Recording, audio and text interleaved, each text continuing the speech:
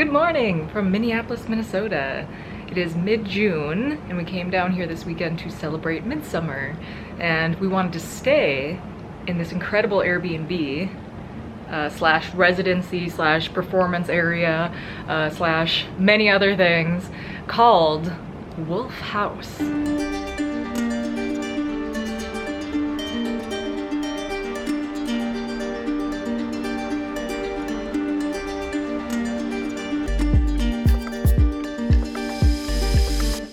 We were here for 4 days and we're actually leaving today. We're gonna leave after I finish this little tour I'm gonna take you on. At first I thought of doing this tour right when we got here, you know, before we kind of spread out all our stuff, but we just kept finding more and more details as the weekend went on. So I was like, I'm gonna save it for the very end because then I can show you all the cool things we found. And there are things all over this house, so many cool details. It's gonna be really hard to leave this morning. Lori Svegberg is the original artist who did all these amazing murals and paintings all over this house, used different folk art techniques that I see a lot in grottos all over the Midwest to do these incredible archways and create these rock paths. And she just created this incredible magical house for herself. And then in 2015, it was bought by another artist named Annette Schiebout, who kind of took on the maintenance of the place, because as I'm sure you can imagine, this takes a lot to keep up. Also turned it into, I mean, all these incredible things for the art community. There was an artist residency here, and I think you can still use it like that in some capacities. They do musical concerts, readings, conferences, writing workshops, lots of different things. I should maybe mention, this is a very unofficial tour, by the way. I'm just staying here for the Airbnb. So if you want to come here and get what I think is probably a better, more informational tour, it looks like it is, or sometimes is, on the Minneapolis St. Paul home tour. So maybe check that out. But anyway, I've come around to the foyer now. This is the front entrance right here behind me. So this is what you see right when you walk in. And you can already begin to see some of this incredible work with the pebbles on the stairs that go up to the second level. And beautiful plants that overhang the passageway that goes to, this is the kitchen, and that's where we're gonna head first. We're packing up, so we have some of our stuff out here, ignore that. But this whole place is really set up in an interesting way. This area here where we'll end up, this is sort of like a public kind of gathering place almost for when they have an event. It seems like this is kind of where they would have it. And then through here is private space. And this is where the kitchen is, this is where the bedroom and the bathrooms lead. Here is kind of the understairs area, which is just as interesting as any other place in the house. No space wasted. And check out this bookcase under the stairs. Isn't that cool? These ones on the top here, maybe these are the less favorite books since they're more inaccessible. I thought this was really cozy too, this right here is a whole basket of slippers. There's a sign right when you come in asking you to take your shoes off because, as I'll show you right now, the floors themselves are works of art. This is what I'm walking on. You really feel like you're outside in nature. And then this area here, we don't have access to this. I'm guessing that is their studio area, so we'll leave that alone. And we'll head into the kitchen. Oh, before I get too far, I should stop and show you this. So this is right on the wall here as we came in through this beautiful archway. And it's mason jars with little items placed in each one. I read an interview that's framed actually right over here with the current owner. She said the story behind this was she heard that the original artist couldn't afford to buy a new window, so she used mason jars instead to create this. And when the current owner had people over, they started leaving little items in here.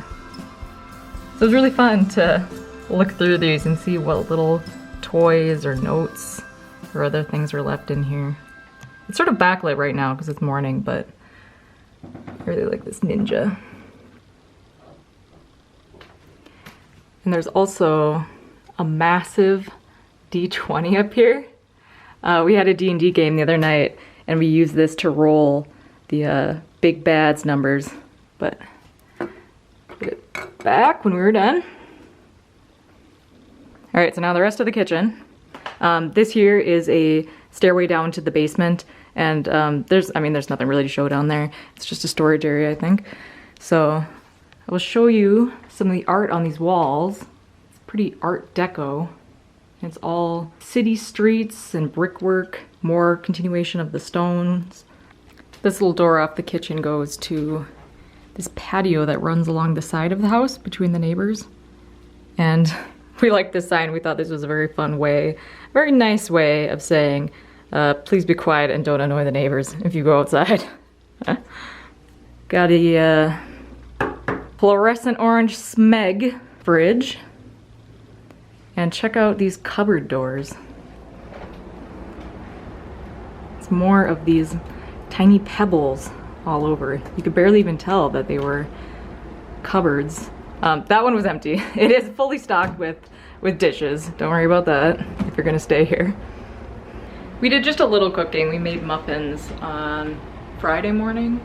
So we did use this area and it was really nice. Worked well enough for our needs. There's all kinds of little knickknacks and different things on these shelves. Really like that little fairy door up there.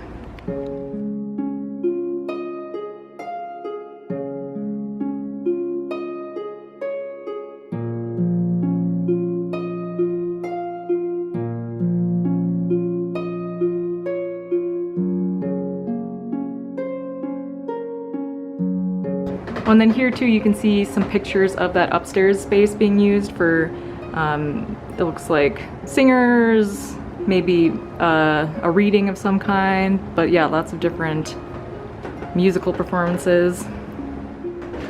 We'll come around here to, this is the half bath.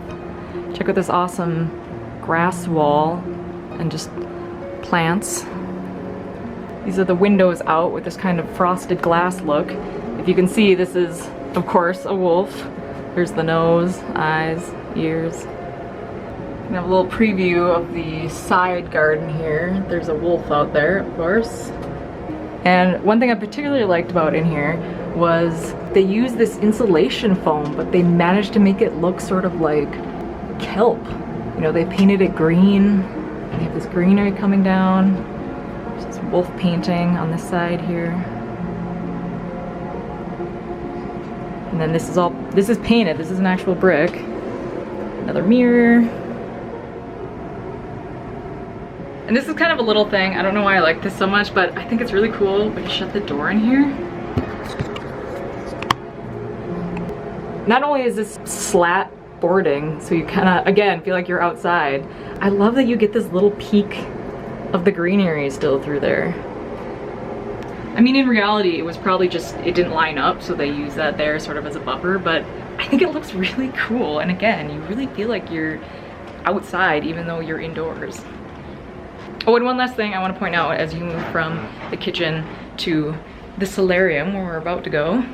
You can see a lot of the art painted in here is, as I said, art deco, but also a city skyline. There's this building here. I don't think it's coming out very well on the camera, but there's like these smokestacks spitting out the smoke. And then as you head in here, you can start to see the brick kind of breaking down. It's getting, oh, I should probably turn on another light, but I don't feel like it. Okay, here we go. So you can see the brick sort of breaking down and crumbling as you come through into the beautiful wooded solarium. This was probably our favorite room. We spent a lot of time in here. Our very first night when we came in, we sat on the couch, we had wine and used one of the cutting boards from the kitchen to make a little cheese and cracker board. And we watched the sunset and it was really, really nice. Beautiful first night here. We also were in here last night too. Every night we've kind of had a couple friends come over to also enjoy the place.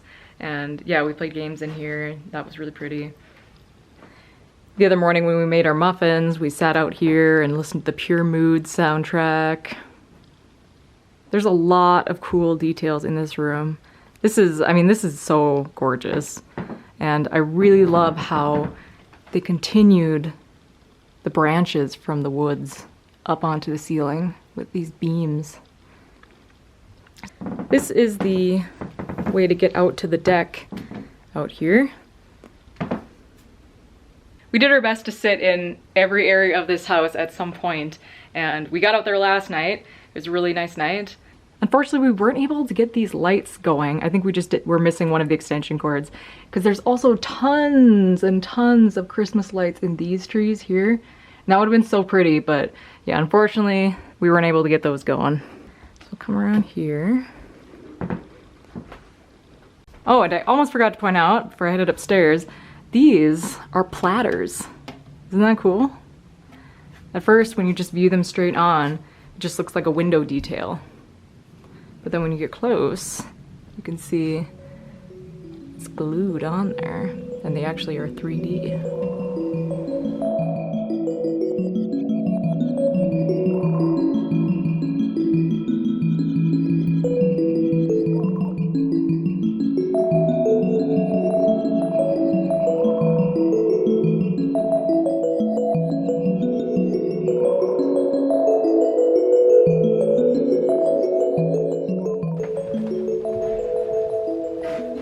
I tried to hastily make the bed this morning before I filmed, but obviously if you were staying here, it would be properly made. These are the windows above the solariums. You can kind of see out onto the patio and this beautiful tree where squirrels have been running up and down all morning. They keep distracting me. And it has these beautiful curtains painted along with that stone going all the way up to this center ceiling fan. At nighttime when I would have my glasses off and I would just be sitting up here, it really does look like just real curtains draped up here. And it's been really nice waking up here in the morning as well, because I'm not sure if it's the animal patterns or just the fact that we have the trees out here, but I felt like I was waking up in a tree house in the morning, like Swiss Family Robinson or Tarzan's tree house. You can tell the cheetah print is definitely the artist's kind of signature pattern, I think, because there's a lot of different areas that have that, as well as, you know, these. And I love how they also integrated an actual curtain. It's pretty seamless, isn't it? Which one's the real curtain? Who could say? So we're gonna come back this way we came. There's tons of books in this house. You'll never be at a loss for reading material. And we're gonna come to the bathroom, which of course the centerpiece is this gorgeous shower with the skylight on top here. So it feels like you're showering in this rocky forest glen. It has this flower vine trailing down and this foliage up here. Sorry about that dripping if it's driving anyone crazy. I showered right before this, so I don't know if I can get it to stop. All right, we're just gonna have to deal with it for a minute. Anyway, it was a lovely shower. Oh, and I should show you the door too, before I get too far. It's like an old wooden outhouse door. Isn't that great? And I also love how the moon sort of glows when the light's coming in from behind it, from that skylight. It's really pretty. Anyway, not only is there a shower in here, there's also a huge tub. With what else but wolves painted on the side. So there's a wolf here, of course, there's these here, and a fun little Easter egg. If you come around the side, you really have to lean into the bath or take a bath to see it. But isn't that adorable? There's a lot of photos of a dog that kind of looks like this, so I'm not sure if this is the current owner's dog. He's really cute. I hope he's still with us. I don't know what his name is, but there's pictures all over. I don't really want to show them because, you know, that feels like more of a private photo. But yeah, he looks really cute. But there's also these owls painted along this edge as well. All right, I'm gonna climb out of the bathtub. Ooh, gotta pick up my towel. Okay, now we're back out to this corridor that leads us to our final stop, this sort of gathering area that I was telling you about. So there's more bookshelves here. There's some art, postcards, band posters. You can see those beautiful trees coming up and forming the roof. And here is the upstairs room that we first saw from the foyer. So you can tell you can have a lot of people here. This was a favorite place of mine to sit during the day. And it's covered in more of this painted stones. They have this disco ball. I guess I didn't show you when we were down here. That was what was overhead at the time. Huge table. We played D&D on this the other night. And there's all these string lights hanging all along here. Tons of seating.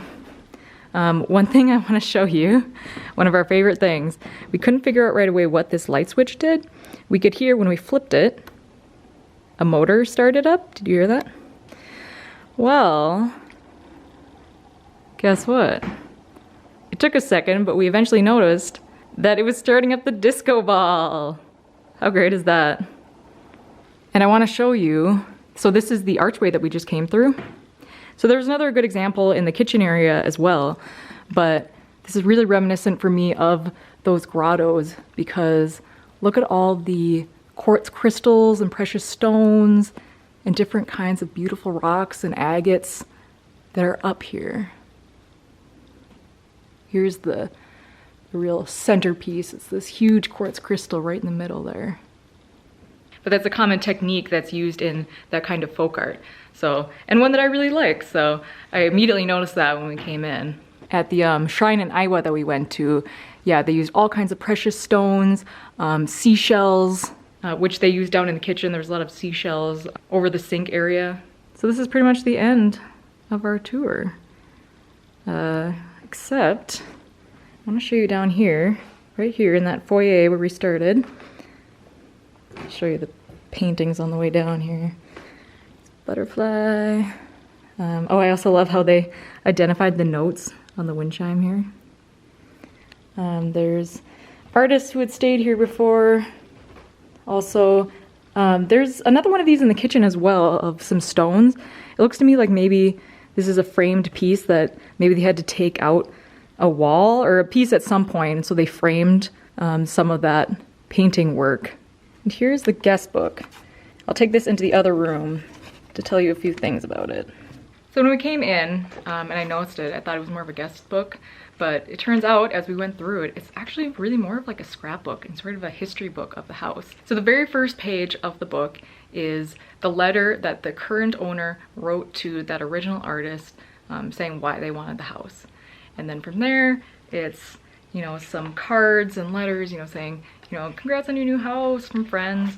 And then you see the evolution that it took. There are notes written from people that were playing in a show here. There's like a set list, tickets from gallery openings they had, notes from people who just came by, probably just visiting the studio. There's artists who did their residency here, talking about what they did and how it affected them. And then eventually people from Airbnb. People have had honeymoons here, engagements, girls' trips. People came here for Renfest or other events. And since we're about to leave, now I'm going to sign this book. And I don't know, I hope I get to come back. I love this place so much. Both my partner and I did. We're actually looking for our own house right now. So this was a really inspiring view into what you can do if you really dedicate yourself. I mean, like it said, it was 35 years of hard work that that original artist put into it, and now the hard work that the current artist is doing with the place as well. I feel like it was also really inspiring just because I feel like, I mean, I don't personally know, but I feel like anytime you would do something like this, you know, there would be a well-meaning naysayer that would say, you know, oh, you're gonna destroy your property value, or it's just not practical, or, you know, all those kinds of things that I suppose are true. But in the end, this is such an incredible place. You know, so many of these notes talked about how magical it was, and it is, and inspiring. And all that wouldn't have happened if that original artist hadn't decided to make it what she wanted. You know, this is her house, she made it her space. This is so uniquely one person, you can really tell. And I'm so grateful that it exists and that I got to stay here. I feel very grateful. Yeah, now we have to leave. But wait, there's one last thing I almost forgot to show you that's really cool, and that is the garage door. Check out how awesome that is.